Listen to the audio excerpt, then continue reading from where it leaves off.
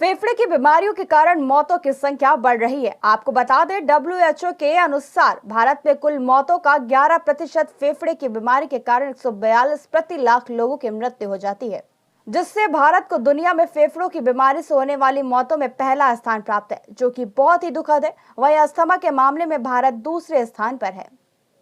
भारत में धूम्रपान, बायोमास ईंधन जोखिम, वायुमंडलीय और व्यावसायिक प्रदूषण के कारण से यह संख्या निरंतर बढ़ रही है। ग्लोबल बर्डन ऑफ डिजीज 2016 के अध्ययन के अनुसार उत्तर प्रदेश में ही लगभग 95 लाख COPD मामले हैं, जो इसे देश का पहला राज्य बनाते हैं तथा सांस की बीमारियों से सालाना करीब 2.5 लाख मौतों के कारण फिर से इसे नंबर 1 राज्य बनाते हैं। भारत में अकेले उत्तर प्रदेश में लगभग 1.5 करोड़ लोग COPD और अस्थमा से पीड़ित हैं, जो कि ऑस्ट्रेलिया की कुल आबादी के बराबर तथा लगभग 2.5 लाख लोगों की मौत प्रति वर्ष की एक बड़ी संख्या है।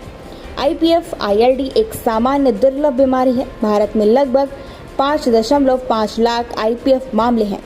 अन्य ILD के अलावा भारत में हाइपर सेंसिटिव न्यूमोनाइटिस के मामले कुल ILD के लगभग 47.3% हैं, जिन्हें रोका जा सकता है। तंबाकू के उपयोग, बायोमास ईंधन और उच्च वायुमंडलीय, घरेलू और औद्योगिक प्रदूषण के कारण उत्तर प्रदेश में COPD और ILD सबसे अधिक है।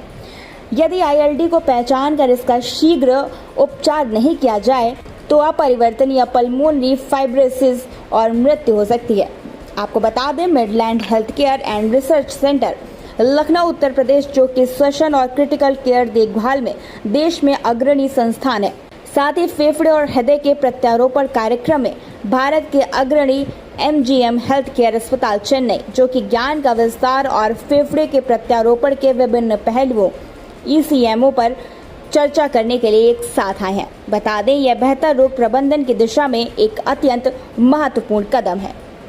आज की प्रेस कॉन्फ्रेंस के माध्यम से हम 3 या 4 जो महत्वपूर्ण बातें बताना चाहते हैं। वो पहला ये है कि एक ट्रांसप्लांट की अवेलेबिलिटी के बारे में जागरूकता फैलाना चाहते हैं कि लंग ट्रांसप्लांट अवेलेबल है हमारे देश में, ये पॉसिबल है। हम लोग के यूनिट में हम लोग साल के 100 से 120 ट्रांसप्लांट्स करते हैं और इसका सक्सेस रेशियो जो है 85 से लेकर 90% तक है, अगर मरीज सही समय पर हमारे पास आता है।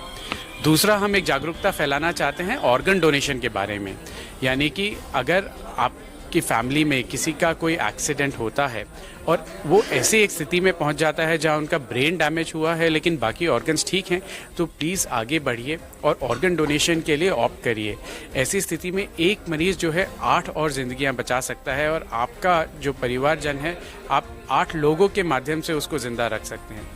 तीसरी चीज़ हम जो बताना चाहते हैं कि हमारा जो एक कोऑर्डिनेशन हो रहा है यूपी गवर्नमेंट के साथ में और Midland hospital doctor BP Singh के ज़रिए से, तो इस टेक्निक को, इस ऑपरेशन को हम लोग यूपी की पॉपुलेशन को भी मुहैया कराना चाहते हैं और यहाँ पे भी ये फैसिलिटी लोगों को मिल पाए, उसके लिए बार बार चेन्नई ना आना पाए, उसके लिए हम परस्पर कोशिश कर रहे हैं। कोरोना के बाद से हम ये देख रहे हैं कि लोगों के फेफड़ों में जो असर आया था वो तो धीरे धीरे करके सेटल हो रहा है।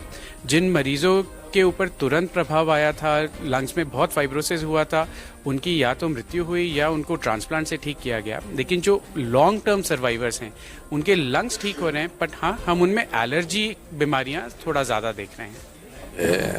लोगों में जागरूकता फैलाने के लिए कि लंग ट्रांसप्लांट एक ऐसी विधा जो एंड स्टेज लंग डिजीज़ में एक कारगर विधि है जीवन बचाने के लिए और जीवन के बढ़ाने के लिए, और ये अपने देश में उपलब्ध है। इसका मतलब सक्सेसफुल ट्रीटमेंट अवेलेबल है।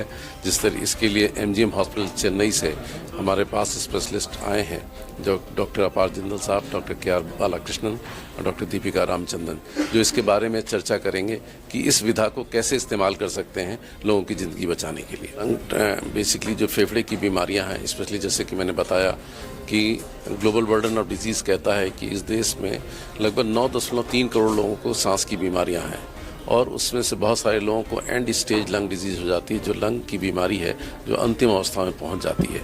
तो इसमें जो सावधानी की बात आप कर रहे हैं वो ये है कि जैसे सीओपीडी है वो स्मोकिंग से सबसे ज़्यादा हो जाती है, तो धूम्रपान करना मतलब बंद कर दें लोग अगर कर रहे हैं या उससे बचें। दूसरा ये है कि वातावरण का प्रदूषण भी इन बीमारियों को बढ़ाता है, तो वातावरण के प्रदूषण को कम करने की ज़रूरत है। साथ में इन बीमारियों के हो जाने पर उसका सही इलाज करने की आवश्यकता है ताकि इन बीमारियों को बढ़ने से रोका जा सके। और बीमारी अगर बढ़ जाती है किसी मरीज में तो उसका समाधान संभव है इस तरीके से, जैसे कि लंग ट्रांसप्लांट आज जिसके बारे में हम लोग बात कर रहे हैं। ये एक बहुत ही एंड स्टेज डिजीज़ का एक बहुत ही कारगर इलाज है जो कि इस देश में भी उपलब्ध है। यह है कि स्मोकिंग को बंद करना है, पोल्यूशन को कम मतलब रोकना है किसी भी तरीके से, और बीमारियों के लक्षण को पहचानना है, उसका सही ढंग से उसका जांच कराना है और ताकि उसका ठीक से इलाज किया जा सके।